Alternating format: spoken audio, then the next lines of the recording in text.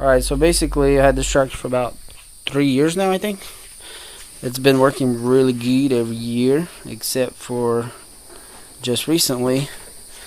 Something happened to the drivetrain and this wheel completely locked up. No matter what I do, it's just doesn't matter. So something bound in there and locked up. This is the Weed Eater 1 riding mower.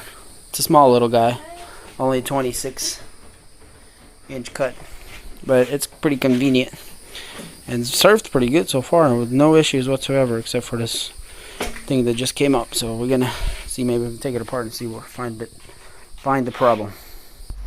So we're gonna take off this plastic cover first, and then maybe take off the these 4 bolts around to take this cap off, and maybe we can see a little better. Alright guys, so the only thing I can come up with is that, as much as I can tell, the reason it was binding is the chain was, there's a bunch of chains in here. The chain was loose and basically binding because I guess from just wear. It has been 3 years already of no adjusting or lubricating of anything, so maybe that's what's going on. So anyways, there's bearings on each side. I took this one bearing out right here. It goes right here. So basically what I'm going to do is, can't think of any other way to tighten this thing, or at least I don't see an easy way to tighten this thing, or to tighten all the chains. The adjusting screws are inside there, it looks like, which would have to take off all this here and take the chain off, which is kind of a big deal. So basically I'm going to try to drill this out, that way I can offset this to tighten it. That's the idea. Alright guys, so I kind of walled it out a bit just using this drill, so it's kind of taking forever a little bit. I don't really have much tools around here, but anyways, I'm thinking if I do both sides, that should give me a bit, an eighth or more on each side, should tighten up those chains nicely overall. See how it goes. Guess I'll do the other side, see what happens.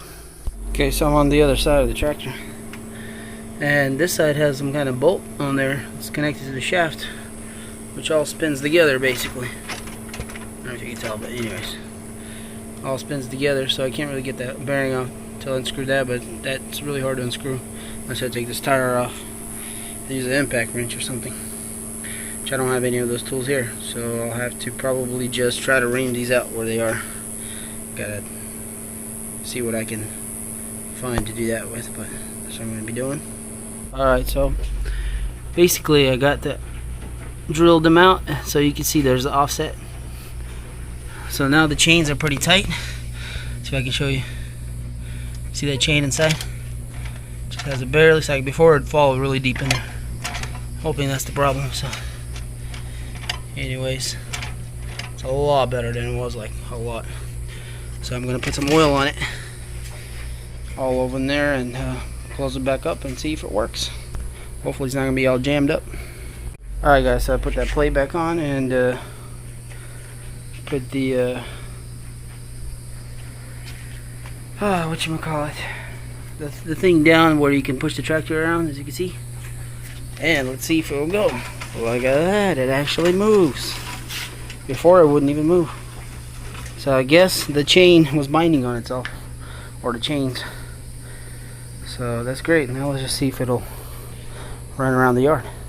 So we pushed out the tractor outside, and we're gonna test it if it'll work like it's supposed to. Is everything ready to go? Yep. Alrighty, I'm gonna try crank it. Alright.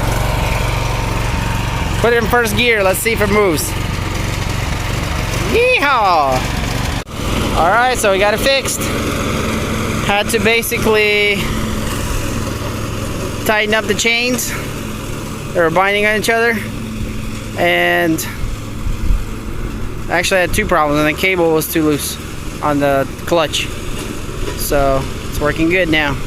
We can finish cutting our grass. Yay.